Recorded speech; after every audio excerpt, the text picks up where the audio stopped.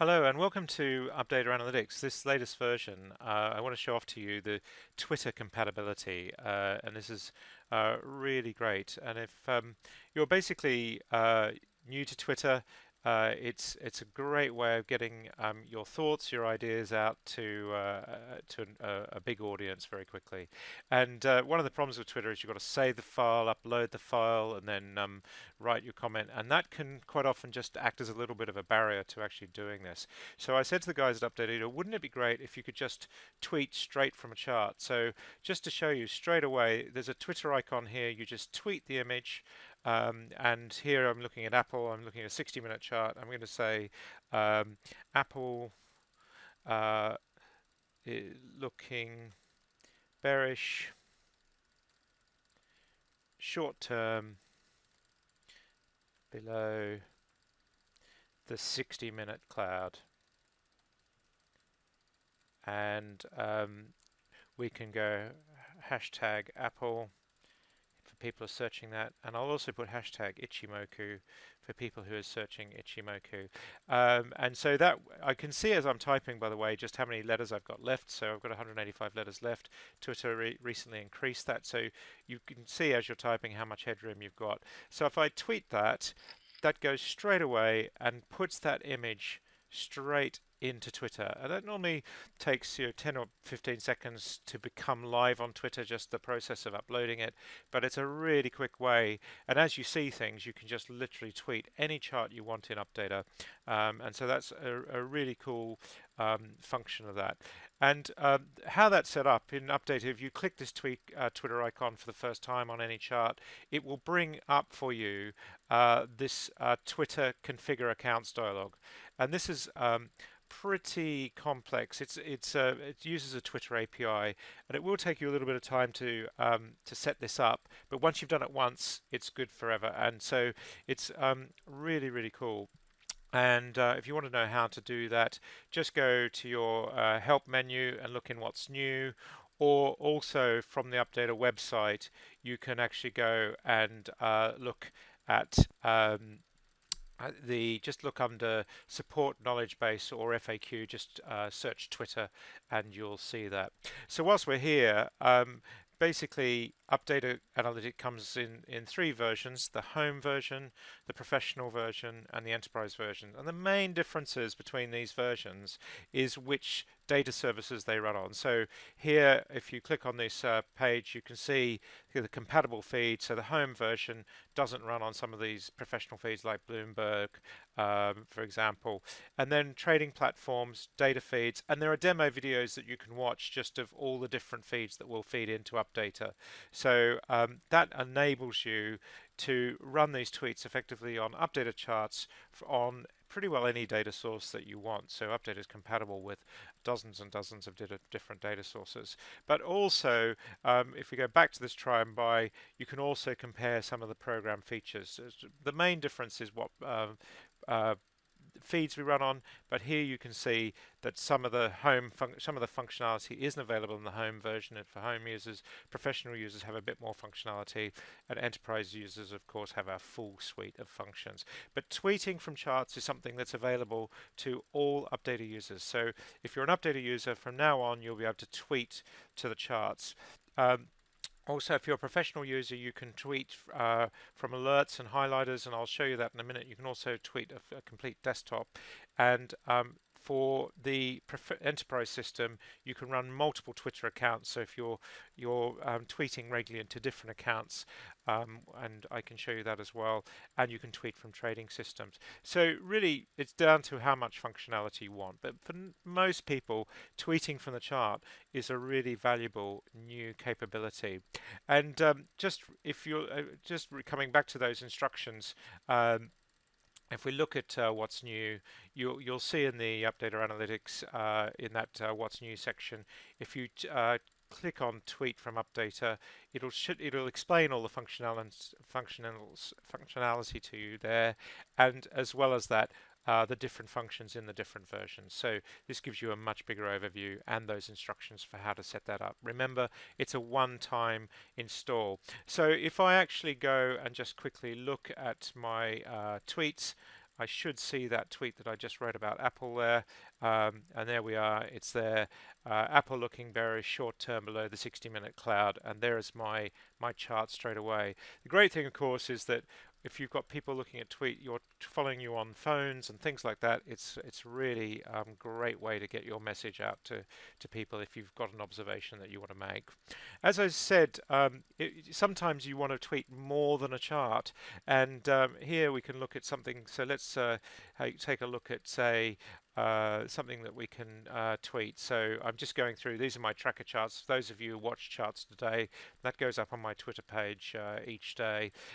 So why don't I look at something like crude oil. So crude oil looking still very strong all round. So all I have to do is go to my tweet here, say crude oil looking strong on all time frames. I might put still because I've been saying that, and my followers will say, well, you're not telling me anything new there. Crude oil still looking strong on all time frames. Um, finding support on the 60-minute cloud today. And we can go hashtag crude oil, maybe just hashtag oil, and hashtag let's say Ichimoku. If you're not familiar with it, Ichimoku. If you're not familiar with the hashtags, that's just what people can search on the internet, and that might then bring up my tweet so they can see that information. So that's gone away, and that's those tweeted that screen. So again, just a really valuable to be able to convey a lot more than just one chart. You can convey a whole idea if you've got a screen full of charts. That's a good thing that you can do. Now, I mentioned that you can also tweet key levels. So I could do something for the future. Now, gold is something I've been watching a lot. We're making new highs here. And if I just go to, say, a weekly chart, it'll show up a little bit more clearly on the weekly chart. We could be looking any moment at a 3-year high on gold. So what I could do is I can just go and put a horizontal level on this chart, run that level to those previous levels that we saw in 2016. We're already now taking out the 2017 level. It's at about 1373, and so what I can do is I can now go and put a chart alert on there. So I can say tweet alert, and this time I can do something a little bit more powerful. It's going to automatically tweet when we cross this level. So what I'm going to do here is basically do something even more clever. I can say, okay, I could even put the gold or whatever, but I can put the value into this string, so I can insert that. So I can say, and I don't even know what this value is going to be once it does tweet, but I can say gold hits the price, and that's going to be the price, making a new, and it's going to be 3-year high. And so the great thing is I can be the one who spots it first and calls it first, making a new 3-year high. And then I can put hashtag, and you can put whatever promotion you want, or whatever. And so gold hits a 3-year high, that's going to be automatically going through there. So I can then go OK. And I'm going to say until this happens. I could do it just for today if I wanted to be, if I feel it's going to happen today or the next few days. But in this instance, I'm going to say until cancelled. And it's going to now tweet that alert. So I can just literally go, and that is one of my alerts now, and that will hit Twitter as soon as that happens. Now, what would be even more interesting is if it was more than just a key level. Let's say I decided to put a different one on this chart. So I could say that I think gold's going to break out. So we're not quite breaking out at the moment, but now this level is changing. And so what's interesting is we may, this level will be different from a horizontal level, and I can go and tweet that same thing again, but this time it will be on a changing level. And of course, you're not limited to those levels. If I went back to the daily chart and said I wanted to be the first to call across of the moving averages. So let's say we put a 60-day moving average. Let's do a 21-day Fibonacci moving average and a 34-day moving average. And we could then say when these two averages cross, in this instance it would be a dead cross, I can then go and do that same chart alert the same way. And when that pattern occurs, and you'll notice here there's a few options here, is crossing one average or when it crosses two averages, I can then set that up to Twitter as well. So again, really quite valuable. Now you can go a step further than that with the professional version, and you can actually set your own highlighter alerts. So I could actually say, okay, let's set up a new highlighter.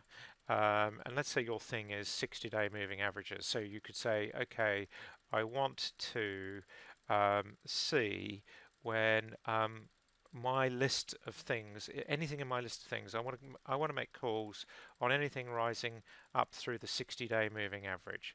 So that could be my thing. I can say, okay. And then what I can do is say, I want to look at the indicator relative behavior. So what I do here is to say, okay, the price line and the second line is my moving average, and I can say that line 1, the price, has crossed, instead of up or down, I will say up through, and I can set that as an alert, as a highlighter, and I just add that condition. Of course, I can add multiple conditions.